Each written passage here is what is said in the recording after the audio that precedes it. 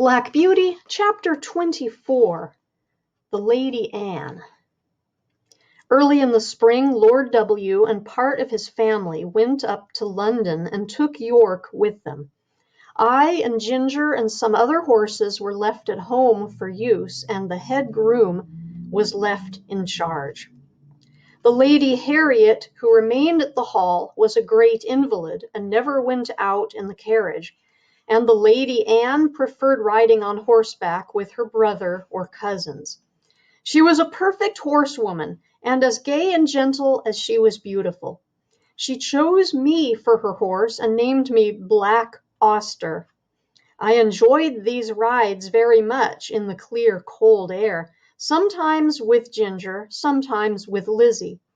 This Lizzie was a bright bay mare, almost thoroughbred, and a great favorite with the gentlemen, on account of her fine action and lively spirit. But Ginger, who knew more of her than I did, told me she was rather nervous.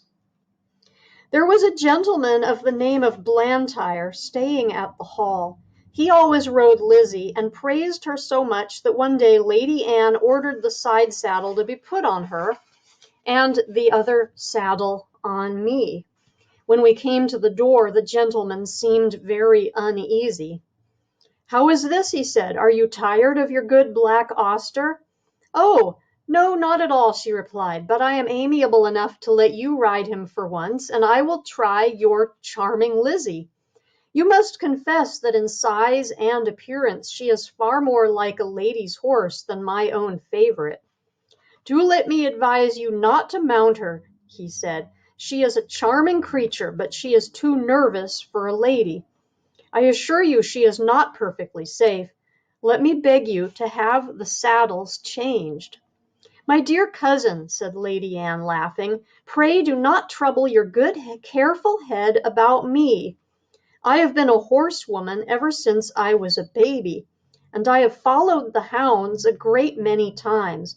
Though I know you do not approve of ladies hunting, but still that is the fact, and I intend to try this Lizzie, that you gentlemen are all so fond of. So please help me to mount like a good friend as you are." There was no more to be said. He placed her carefully on the saddle, looked to the bit and curb, gave the reins gently into her hand, and then mounted me. Just as we were moving off, a footman came out with a slip of paper and message from the Lady Harriet.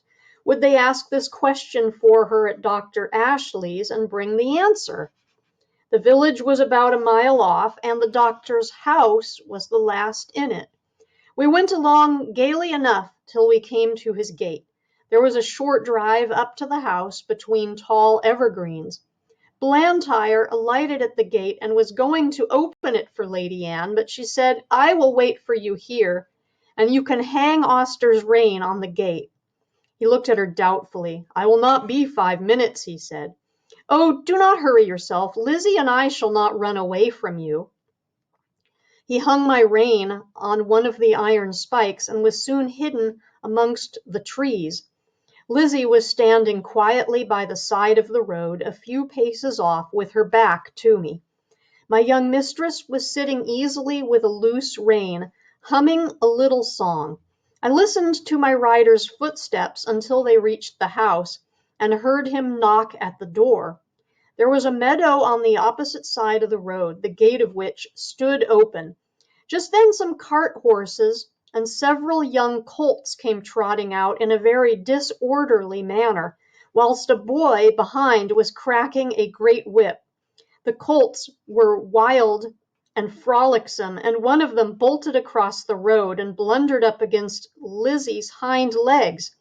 And whether it was the stupid colt, or the loud cracking of the whip, or both together, I cannot say, but she gave a violent kick and dashed off into a headlong gallop. It was so sudden that Lady Anne was nearly unseated, but she soon recovered herself. I gave a loud, shrill neigh for help. Again and again I neighed, pawing the ground impatiently, and tossing my head to get the rein loose. I had not long to wait.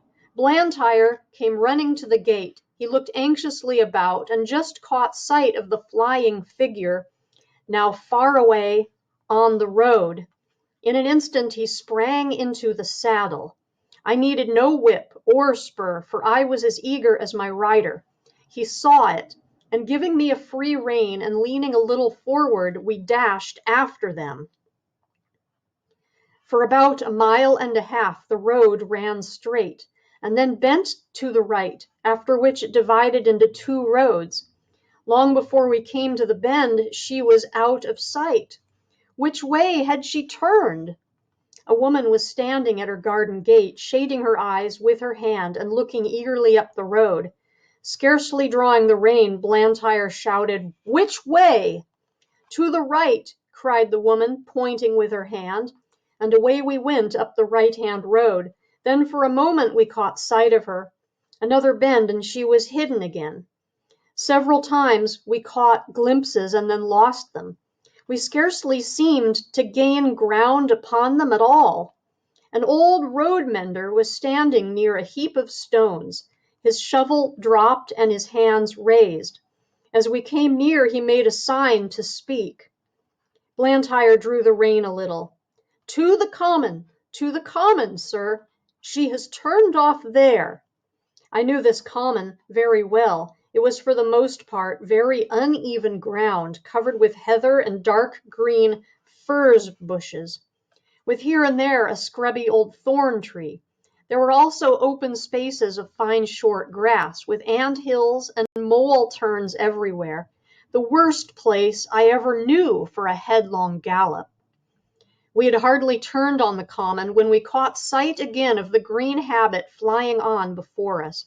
My lady's hat was gone, and her long brown hair was streaming behind her. Her head and body were thrown back as if she were pulling with all her remaining strength, and as if that strength were nearly exhausted. It was clear that the roughness of the ground had very much lessened Lizzie's speed, and there seemed a chance that we might overtake her. Whilst we were on the high road, Blantyre had given me my head, but now, with a light hand and a practised eye, he guided me over the ground in such a masterly manner that my pace was scarcely slackened, and we were decidedly gaining on them. About halfway across the heath there had been a wide dike recently cut, and the earth from the cutting was cast up roughly on the other side. Surely this would stop them, but no. With scarcely a pause, Lizzie took the leap, stumbled among the rough clods, and fell. Blantyre groaned. "Now, Auster, do your best." He gave me a steady rein. I gathered myself well together, and with one determined leap cleared both dike and bank. Motionless among the heather, with her face to the earth, lay my poor young mistress. Blantyre kneeled down and called her name. There was no sound. Gently he turned her face upward. It was ghastly white, and the eyes were closed. "Annie, dear Annie, do speak." But there was no answer.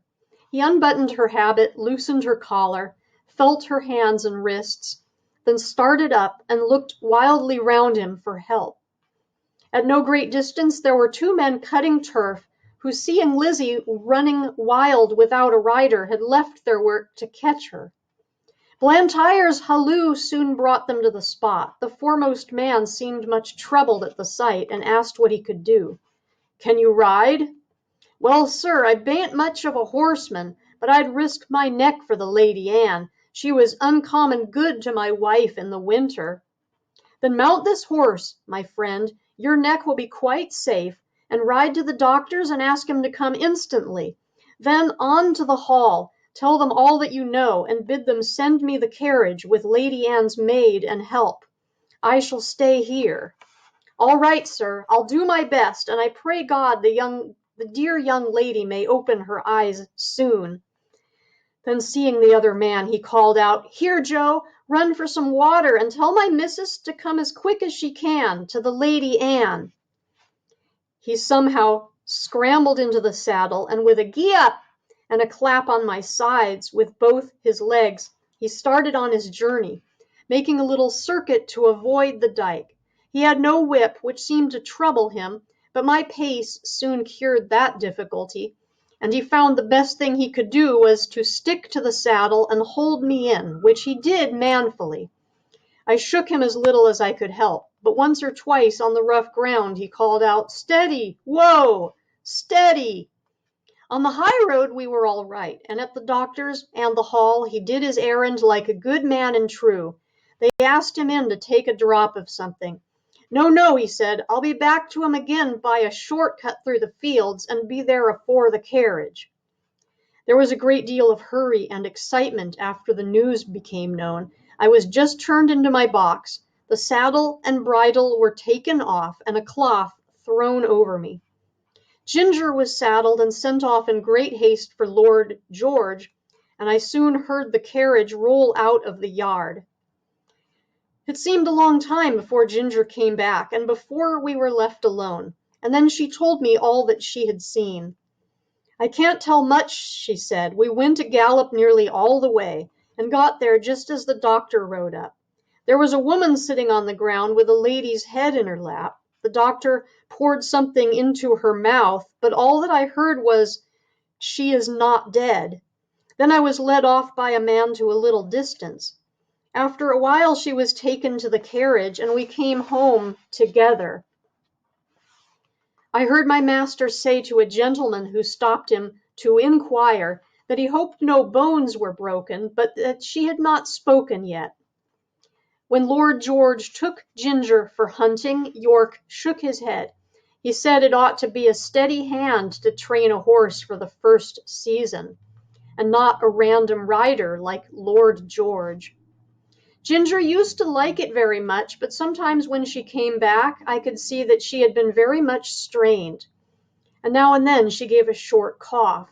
She had too much spirit to complain, but I could not help feeling anxious about her. 2 days after the accident, Blantyre paid me a visit. He patted me and praised me very much. He told Lord George that he was sure the horse knew of Annie's danger as well as he did. "I could not have held him in if I would," said he. "She ought never to ride any other horse." I found by their conversation that my young mistress was now out of danger, and would soon be able to ride again. This was good news to me, and I looked forward to a happy life.